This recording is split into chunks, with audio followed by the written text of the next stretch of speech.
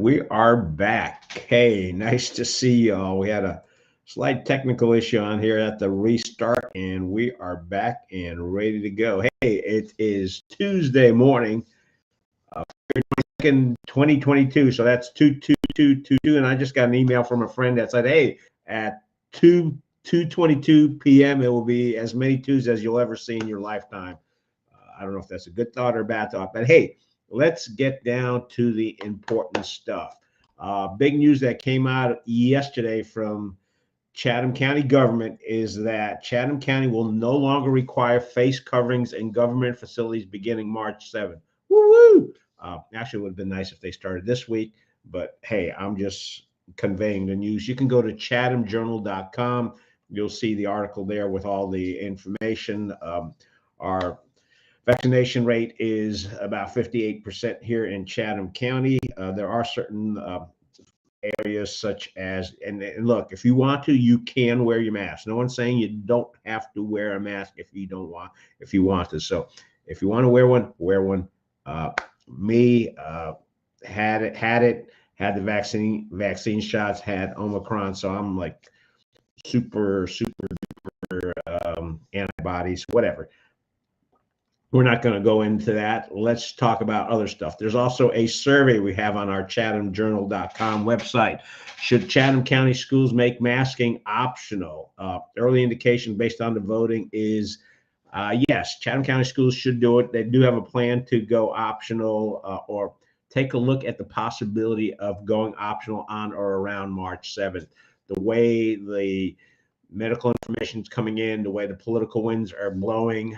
We did a survey back in July of last year, and at that time, 55.2% of folks said yes, masks should be optional for the fall school year, for the new school year, and that masks should be mandatory. It was only 44.8%. Looking at the numbers now, if you vote and then you could click on results, we had to reset that because at first we had it where you couldn't see the results, but people are like, hey, we want to see how the results are going. Right now, it's looking like 80% saying, hey, let's go optional, and 20% are saying, no, we need to keep wearing masks forever.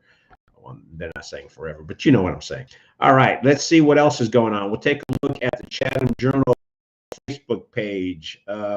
We've got started posting videos. I took videos at the school board meeting back on last Monday, Valentine's Day, February 14th. We've got several videos posted on YouTube. You can go to our YouTube channel and find those. We've got, but Dustin Miller was actually the first dad who spoke at the public session of the public input session. So that's up there.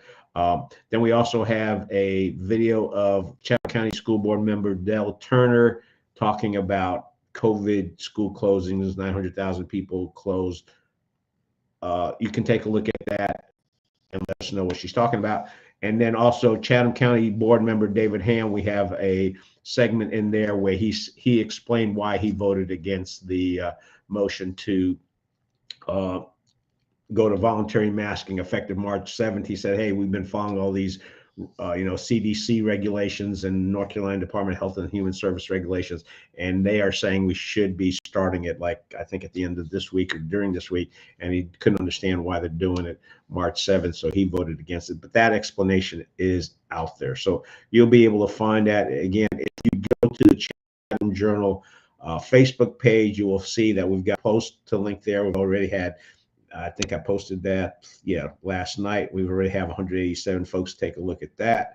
There's also information on the link to the story about face masks going. That's been shared several times already. Over 700 folks have gone in and taken a gather on Ms. Del Turner's comments. And the nice thing about Facebook's is there are comments in there on the chathamjournal.com site. We've turned off comments because there's so many spoofers, spammers, all sorts of stuff. It's just a pain in the rear to keep track of. So that's why we've done away with comments there.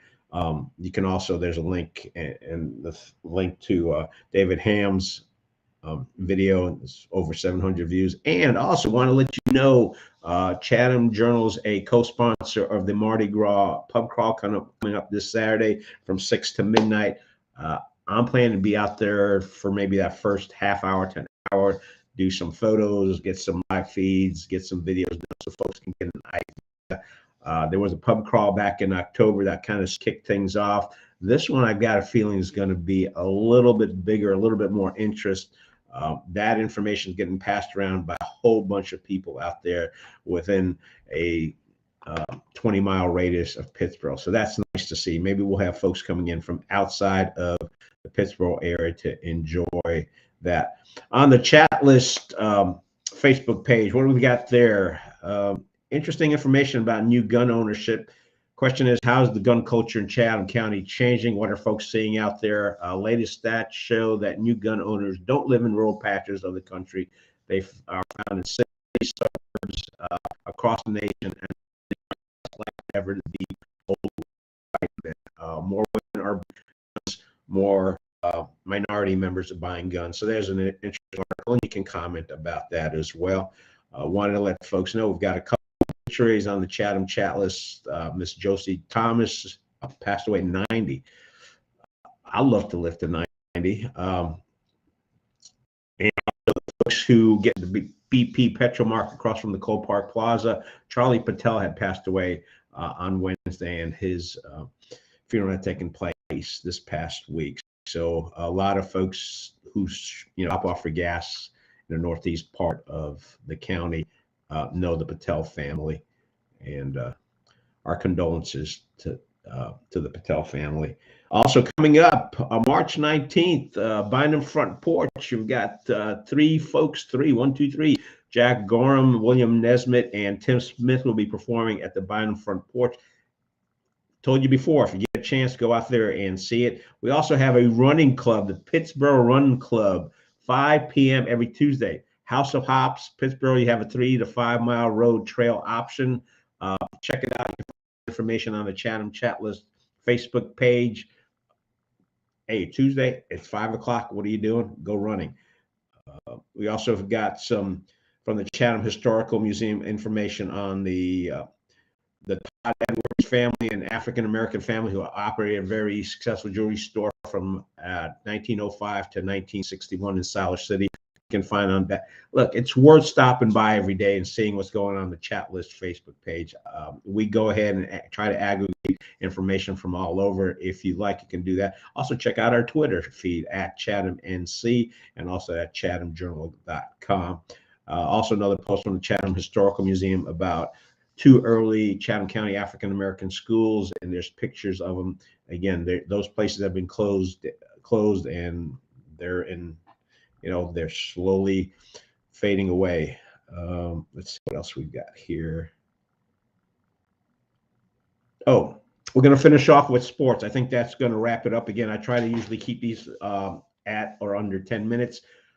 Tonight, all the high schools in Chatham County are participating in the North Carolina High School Athletic Association basketball tournament. We've got Seaforth. The girls are playing at home. They are playing, where are they playing at? They're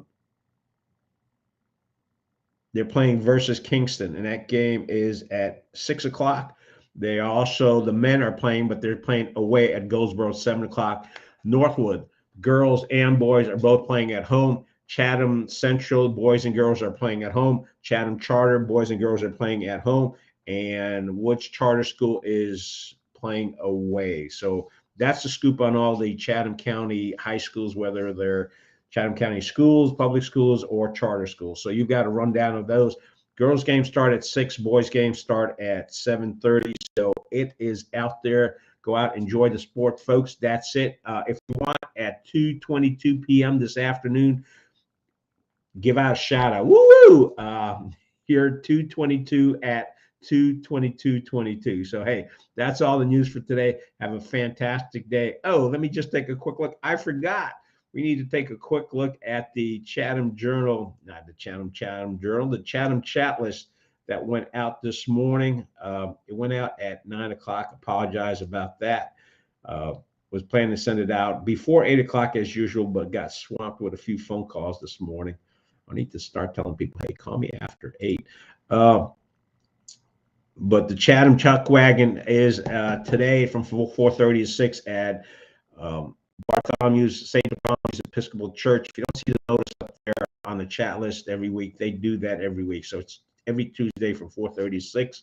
Mark Stinson, we have posted information about the article about the last school board meeting on Monday, where the writer from the Chatham News and Record had made reference to folks saying, "I can't breathe," in reference to the incident earlier on in the year with George Floyd. If you look through that video, I can't see the connection. But Mark Stinson wrote in and he said, "I can't breathe," literally, and he explained that why he's suffered from that affliction and had nothing to do with George Floyd. And as we mentioned, there's also notice about the mask coming off in Chatham County facilities effective March 7th. So that's the wrap up. Have a fantastic Tuesday and enjoy life. We'll see you.